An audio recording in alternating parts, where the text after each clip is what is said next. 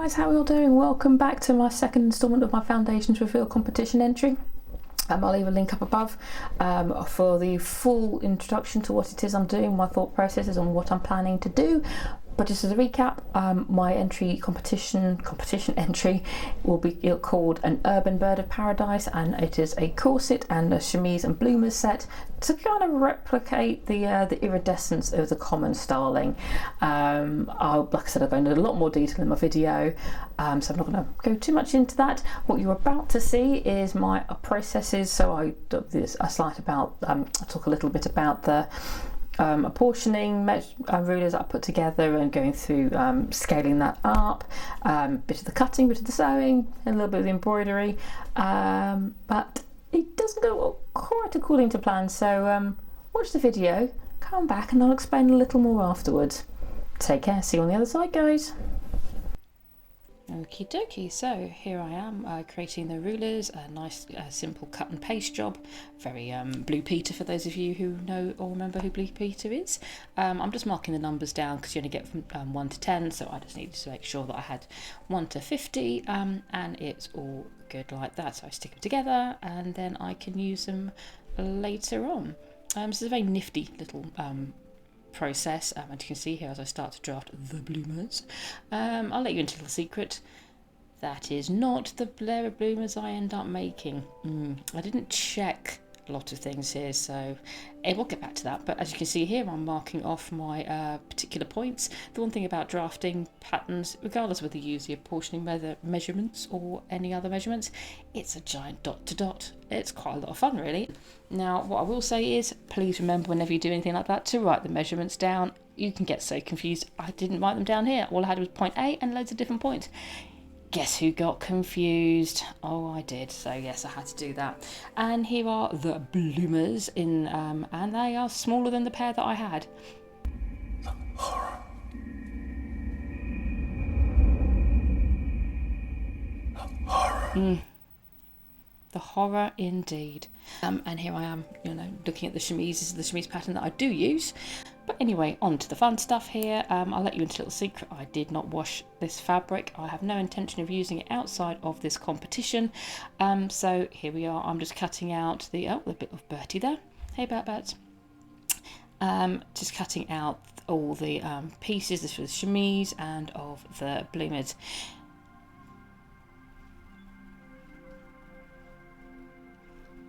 I always like these silly little shots. And now to what everybody wants. Sewing time.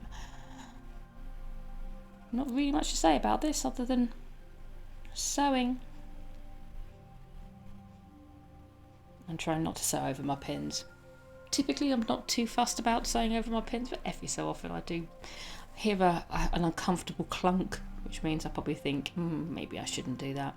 You get a couple of warnings before you break your needle, but sometimes I just like to sew over my pins because especially if you've got a lot of pins going on, it's a real pain in the rear end.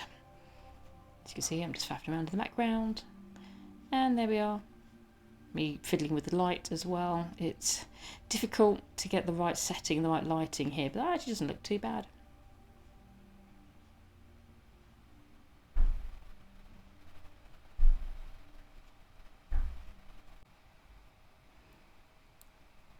You can see my boyfriend in the background there. Don't tell him he's on TV.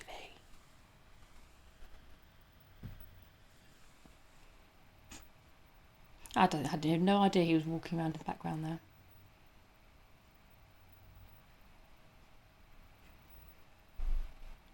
Lots of sewing and lots of pins. And as always, we press the seams. So it's important. It helps to make the finished garment look a little more professional. That sounds very kind of condescending, but it really does make a difference between something that you've made yourself and something that you've bought. Because this is what they all do. They all press the seams to make it look neater. So that's why we do it.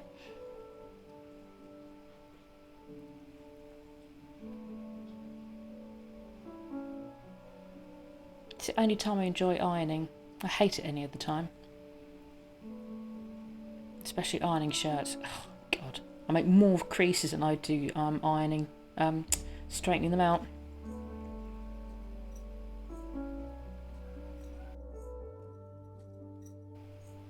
Here's me starting to do some gathering for the chemise. I decided to slow this down so you could actually see what I was trying to do. It's got nothing to do with me trying to be arty much. But here I am trying to do my tiny little Bernadette banner needlework. Don't worry, Bernadette, I am not coming for you at any time soon. It didn't actually take me that long to do. Once I stopped filming, once the camera was off, I got on quite well. I'm just not, I don't do it enough to make it that particularly even, but it looks quite good there. I'm pretty impressed with myself there.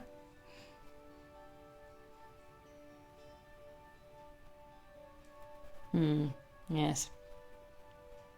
What you see there is not what is going to be the end product. Yes, you thought this was going so well. So did I. I was so pleased with the work that I'd done. Going good guns. Working out the pattern, which took me a long time. Yeah. Will be revealed very shortly. I'm just tracing it out using my light box, which is very, very handy.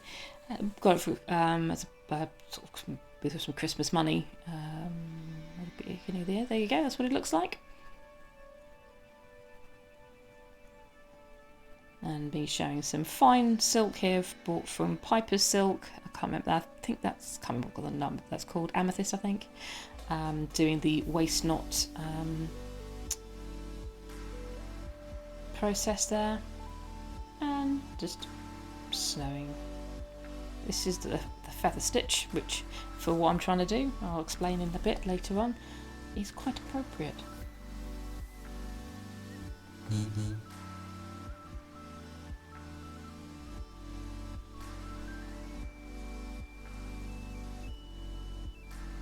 And I think I'm going to leave it there for now, and I will take you back to real life me.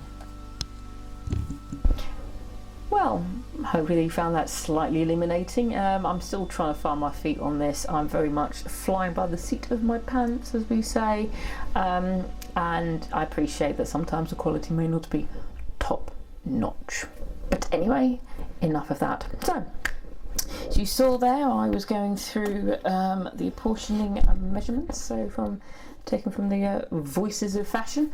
I'm still debating as to whether or not I'd do a bit more of an in-depth into how you can create your own apportioning rulers. There is a process, I have worked it out. I just don't know if I can articulate it.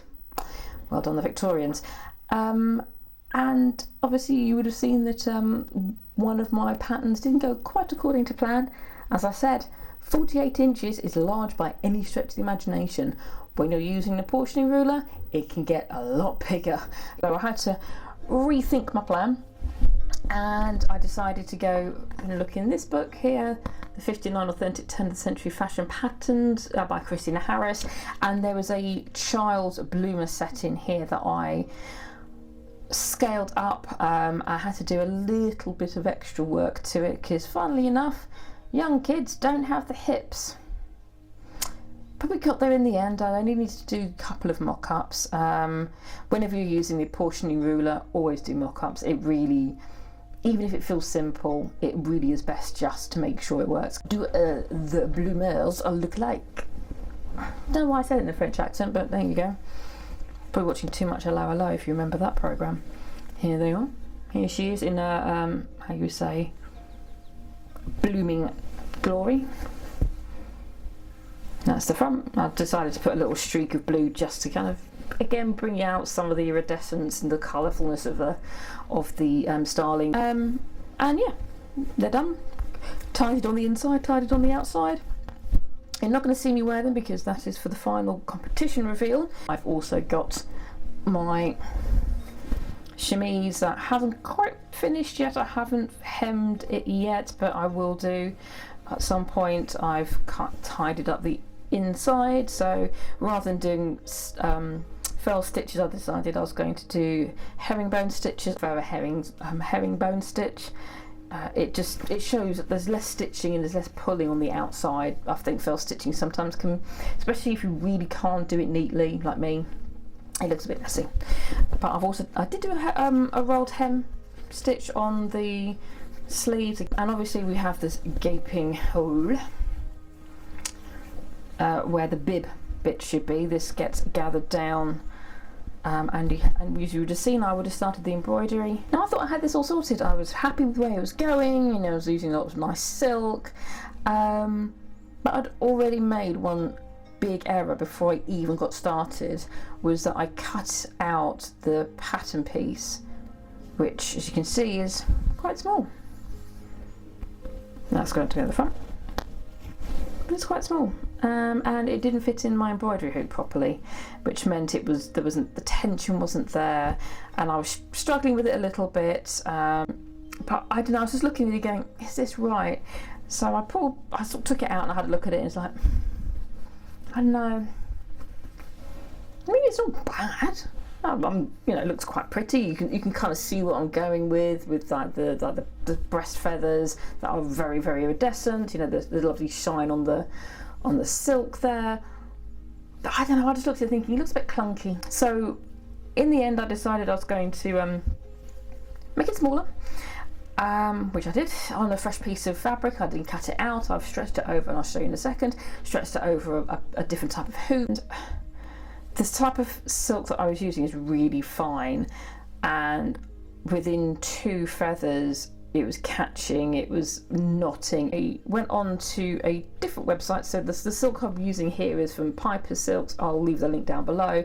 Absolutely nothing wrong with them whatsoever, so please, this is not criticism or anything. User error, I can't do much embroidery. So after I decided to order some more thread on a slightly thicker basis, I have started again. 3rd time lucky.